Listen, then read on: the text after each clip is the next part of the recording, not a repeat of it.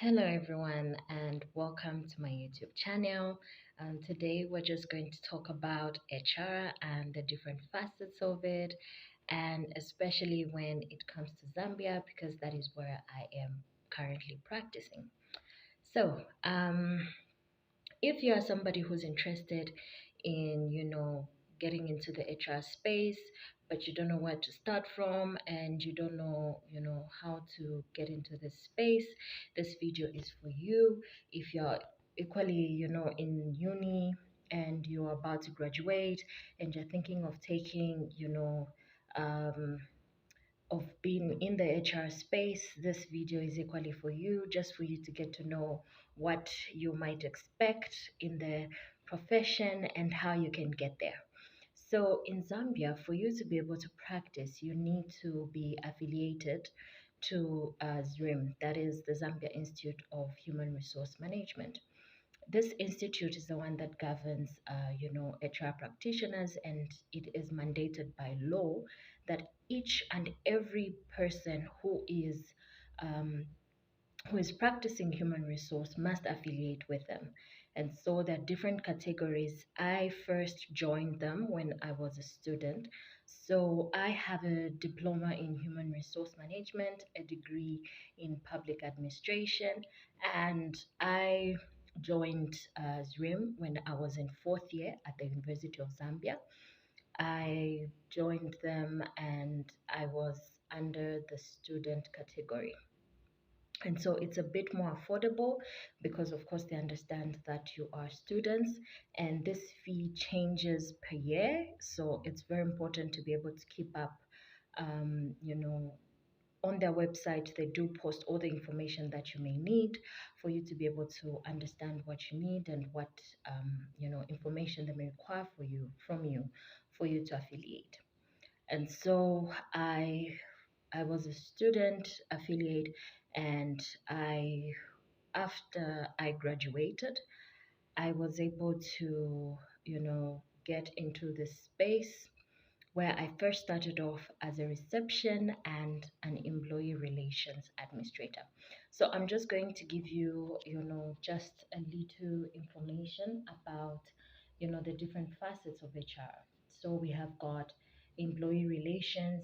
This mostly deals with disciplinary cases and grievance handling and, just employee welfare, health and safety.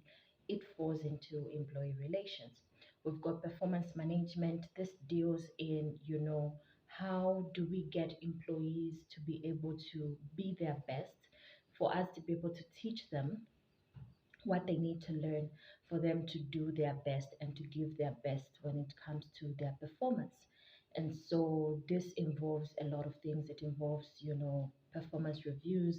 It involves, understanding the gaps when it comes to the skills and knowledge that the employees have and how that can be bridged by the employee or by the employer. And we've got recruitment and selection. So this basically deals in the whole process of recruitment and selection, starting from drafting a job ad, um, you know, posting it, getting the application, sifting through it, and that is, what we call selection, and offer letters, contracts, probationary reviews. This is all found in recruitment and selection as a department if your organization is very big. And also you have got learning and development. This is very important. And all these, facets of HR, they are interrelated because you feed into each other. So you've got learning and development. Learning and development deals with skills development of employees.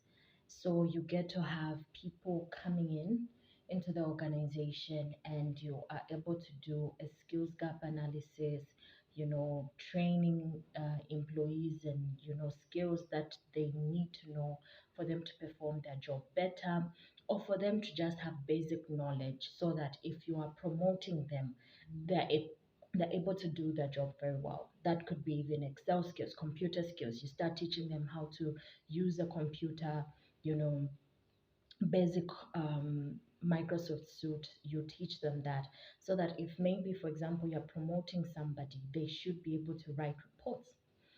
And so those are some of the facets that are there in human resource. Of course, there's also your, human capital coming in. There's so many, but basically those are some of the major ones, the major important facets of HR. And you have some people who are specialized in these categories, or you have a generalist. A generalist basically is somebody who's able to do all these facets of HR, and they're able to perform their job, and they're able to do all these things as an individual. And that is the and as a generalist, I'm equally a generalist. So in my role, I'm able to do trainings, I'm able to recruit and select, I'm able to do, employee relations, performance management, all these things. I'm able to do them because I was able to learn. And so, just to give a brief story about how I came into the HR space. So, I first started off as, believe it or not, as a receptionist, as stroke employee relations administrator. So in this role, I was at the front office, of course, which taught me a great deal of skills, when it comes to handling both employees and customers. It was a very, very important skill that I was able to learn on how to handle people. And also on the HR side, I used to assist in human resource management.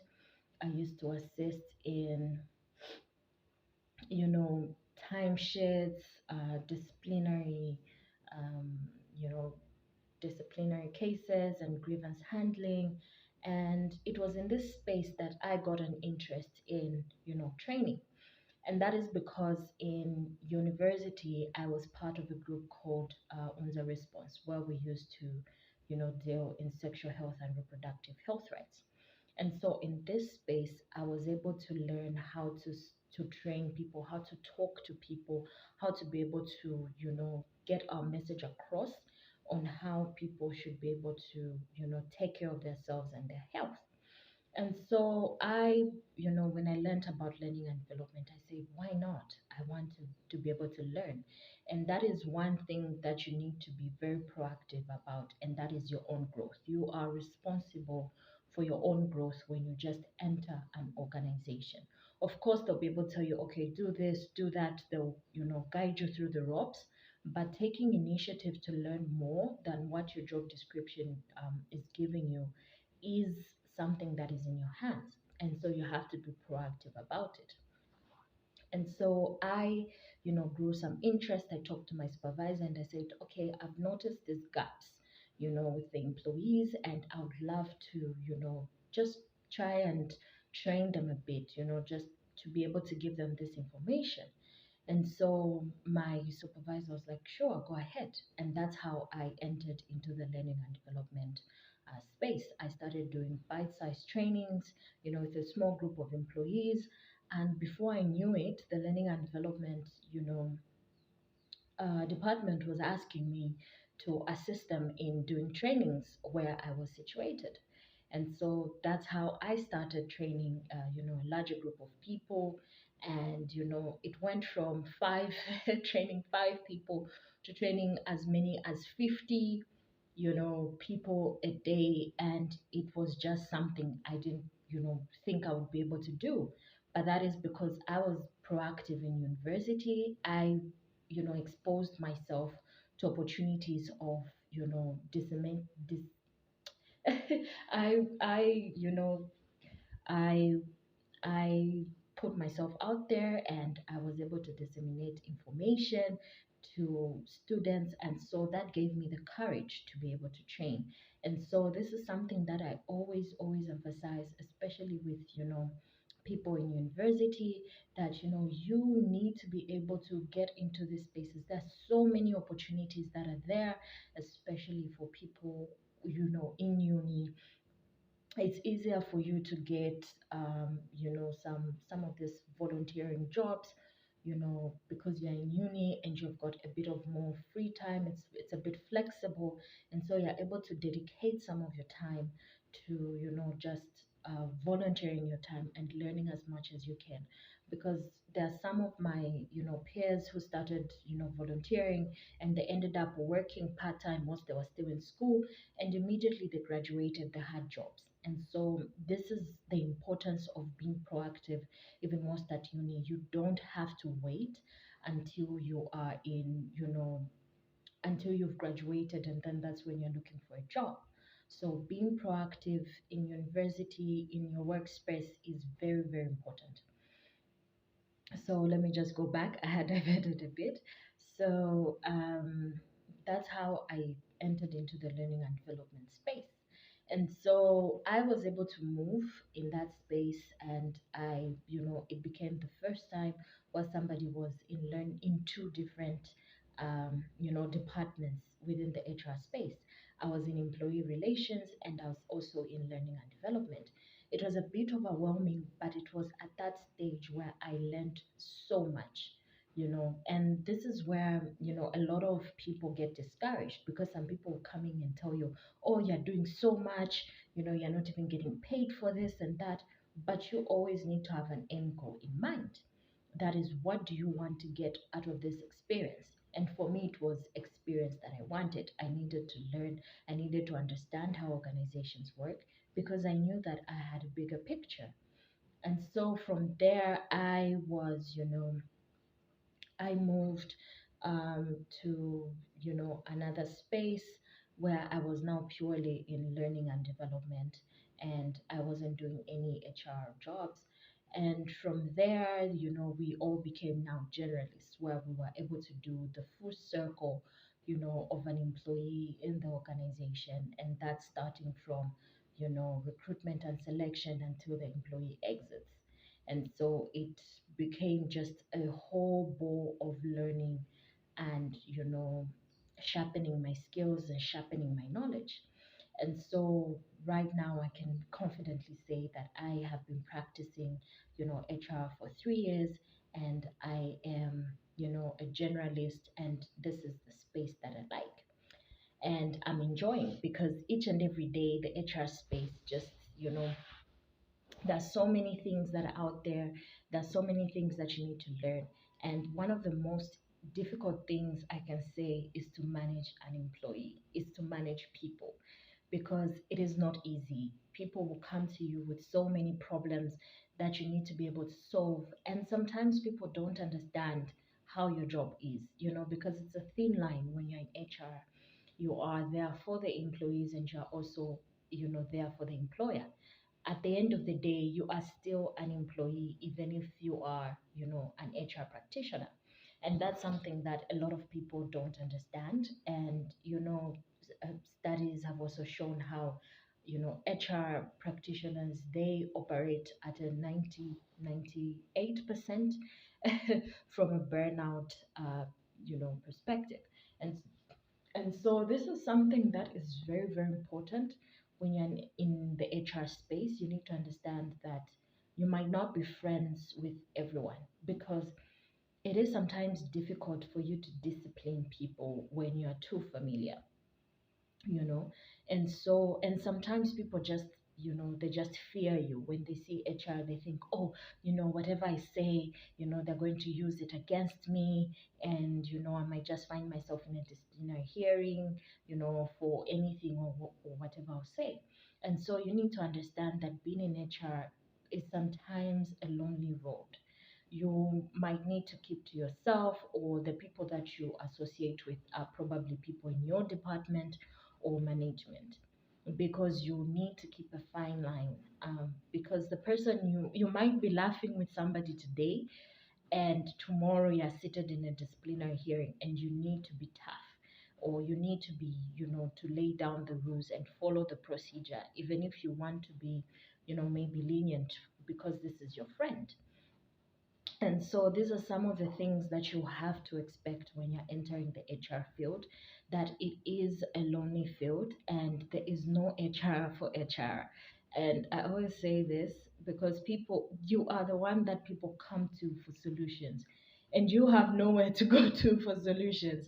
You have to be able to find those solutions. And so it is very important to have a circle of friends, especially those in the HR field, to be able to assist you, to be able to talk to you, and to be able to understand, because they understand what you're going through because they're going through the same things.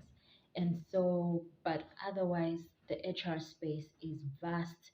It is, every day it is growing. And, nowadays we are talking about being strategic partners, which means that in everything that we do, we need to be able to understand how the organization is working.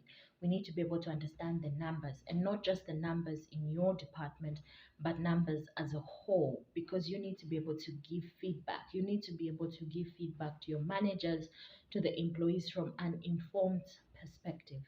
And so you just don't always have to concentrate on, oh, I just want to know my budget for my department as HR and how I can be able to leverage it and work within it and see what I can do. Like, okay, I'm only just interested in, team building activities and all these other things, and that's what I'm going to concentrate on. No, as an HR practitioner, you need to be very much open minded. You need to know what's happening in the finance department, what is happening in marketing, what is happening in distribution, what is happening in admin, and all these other facets that are there, because you need to be able to understand the organization, and from there you are able to come up with ways and means of how to motivate different departments, because each department has its own needs. Each department has its own way of thinking, way of doing things. And if you're trying to bring cohesion in the organization, you need to be able to understand how all the departments work and how you can bring them together for one goal. And so, as an HR practitioner, you are, responsible for ensuring that, the values and, the rules and the laws of the land, are being followed through. And so in Zambia, we have got things like that, are mandatory statutory obligations that you must ensure. And that is, you need to ensure that your employees have got pay slips. They need to know how much money they're getting, how much is being deducted for their statutory obligations, that is NEMA, NAPSA, and ZRA, if it applies to them. They need to know and to understand how their money is moving. And if you have got people who are not literate, you need to be able to sit down as an HR to explain where their money is going. Because some people would not understand, why am I being cut? Why is NAPSA getting my money? Why is NEMA getting my money? And so you need to explain to the employees that, NAPSA, this is our national pension scheme.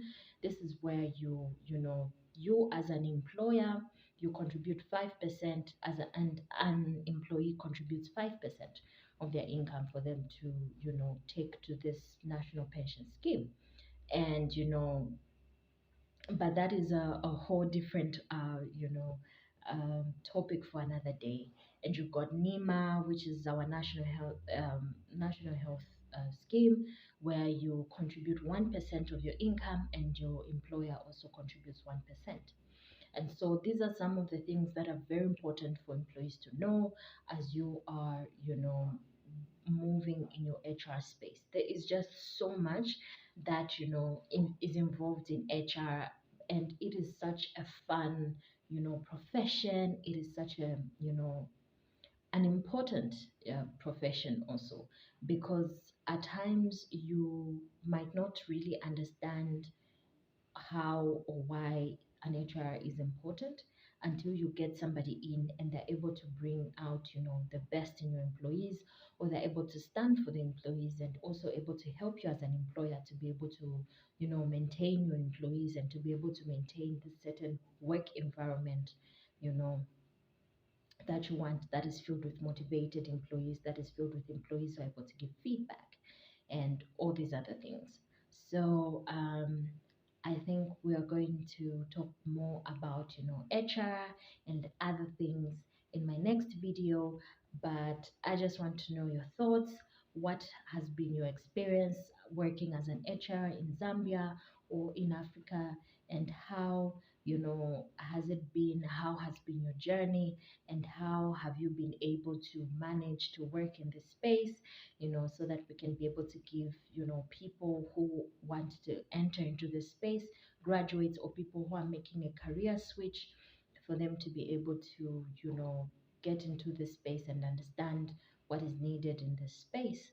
And so, one last thing I also wanted to add is that when you're in Zambia and you didn't do public administration or human resource or public relations, it's not easy for you to get into, to be affiliated. You will need to take courses, um, for you to be able to practice HR. So all this information is found on the ziwm website. They'll be able to give you more information if you go to their offices or you call them. They're very responsive. You'll be able to get all the information that you need to get on how you can, get to learn all these courses and be able to affiliate. So until next time, thank you. Thank you, everyone.